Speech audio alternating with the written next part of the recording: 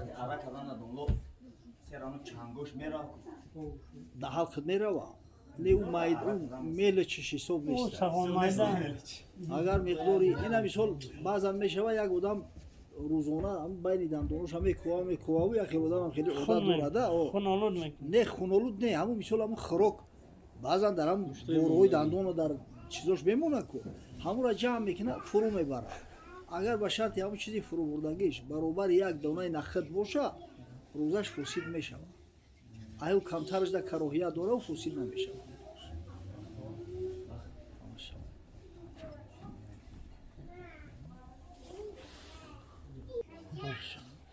حضرت امیرجان میر سعید علی حمدانی ای این حضرت اگر کسی کتابش خونده باشه هرگز زبانش پیش نمیره نعوذ بالله ایرا اهل تشیع بوده خدا را شکر الحمدلله میر سعید علی حمدانی اهل سنت و الجماعه اینقدر در فضیلت حضرت ابوبکر صدیق رضی الله تعالی عنه در فضیلت حضرت عمر رضی الله تعالی عنه در فضیلت حضرت عثمان رضی الله تعالی عنه حضرت علی گفته است که اوخی این میگن کو بسیار نامردی است که شخصیت را به همین بزرگی نسبت به اهل تشیع بتن ولی اگر کسایی که دعوا میکنن که شیعه متاسفانه هم با شیعه و شیعه‌گرا هم دعوا را میکنن الحمدلله اهل سنت و الجماعت کسی زبانش پیش نمیره ای کار کنه دعواش چی است یک نظمه به میر سعید علی حمدانی نسبت میتن انا گفتند پرسید عزیزی که علی اهل کجایی گفتم به ولایت علی کس همدانم نه زان همدانم که ندانند علی را من زان همدانم که علی را همه دانم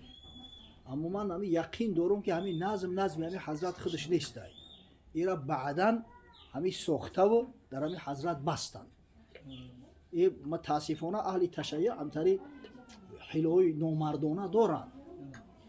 چه جای میر سعید علی حمدانی همین خواجه حافظ شیرازی را که هیچ جای شک شبهه نیست که الحمدلله اهل سنت و الجماعه است متاسفانه در همون ولی اگر دیوان خواجه حافظ شیرازی را ببینه در آخرش روایاتش میآیند همونجا در حتی بعضی شعرها را اخچو پوش کردیان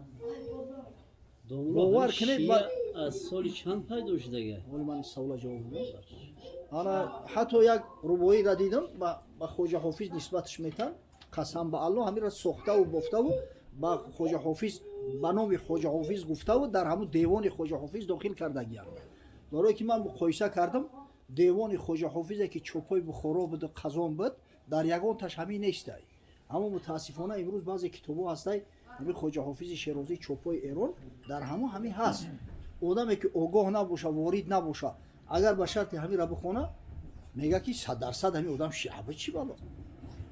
حتی یک روایی را به خواجه حافظ نسبت دادیم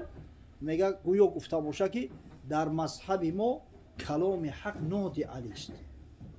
طاعت که قبول حق بود یاد علی است از جمله آفرینش کون و مکان مقصود خدا علی و اولاد علی است قسم به الله میره بر دروغ تهمت زده در دیوان خواجه حافظ در آوردگیان همین نظم میرم که همین گفتند پرسید عزیزی که علی اهل کجایی همین خچون ساخته و بافته و با دعوا میکنن که ولایت علی را فقط اهل تشیع میگن اهل سنت و الجماعت ولایت علی و این چیزا را قبول ندارن همین شعر ساخته و بافته و در نظم میر سعید علی حمدانی چسبوندن با چی دلیل این شخصیت همین مسلمانای هندوستان خاصتا همین منطقه کشمیر که الحمدلله همه اهل سنت و الجماعه هستند اصلا همین را همین میر سعید علی حمدانی رحمه الله تعالی مسلمان کرده که این مرد خدا همونجا رفت همین منطقه سرینگر کشمیر همون مردم را دعوت کرد همون مسلمانایی که اسلام قبول کردن در کشمیر همه چه بگم همه قرضدار و مدیون همین میر سعید علی حمدانی هستند با شرافت همین مرد خدا همون مردم سیلا دسته دین اسلام قبول کردن همه اهل سنت و الجماعه الحمدلله در همین کلوب خود موقعی قدر مریدای داشته است الحمدلله همه اهل سنت و الجماعه و از همون مریدای بغیرتر شایسته‌ترش همین مریدای کلوبیش بدن این حضرت در کنار افغانستان از دنیا گذشته است اما وصیت کرده بود است که برای در کلوب برو کنه 70 مرید کلوبیش همراهش بدن ای کونر افغانستان از ولایت کونر گرفتن آوردنش در همین کلوب گروندنش.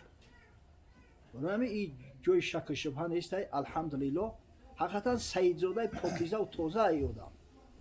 از پشت پدری پشت 17مش به حضرت امام حسین میرسه، از مادری پشت 16مش. اما الحمدلله عقیدش عقیده اهل سنت و الجماعه. فریب این شیعه‌گراها را نخری. خداوند حفظتون کنه. این مسئله اون که اهل تشیع که پیدا شد، اهل تشیع یا رنگ یا شکل نیستن بچه‌ها. اگر همین غرض همین شیعه غلات باشه، همین شیعه‌هایی که همین دنیا را سوزاندن این فتنه ایجاد کردن، ای زمان عبدالله ابن سبع یهودی، اصلا یک شخص یهودی تبار از احبار یهود بوده است با نام عبدالله ابن سبع، مسکون یمن.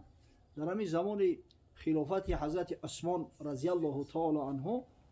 به مدینه منوره اومد، اسلام قبول کرد به خاطر آنکه حضرت عثمان یگان وظیفه و منصب بوده که حضرت هم وظیفه و منصب در اختیارش نبود. اصلا این کارو را همون سردار دستگاهش مروان ابن حکم انجام میداده است، ندادش وظیفه. انا بعد همین کثافت به حیله و نیرنگ سر کرد که خلافت حق علی ایه، انا مقصد که ظلم شده است و فلان شده است. انا همین با همین داد و فیقان و با همین کار و رفتار همین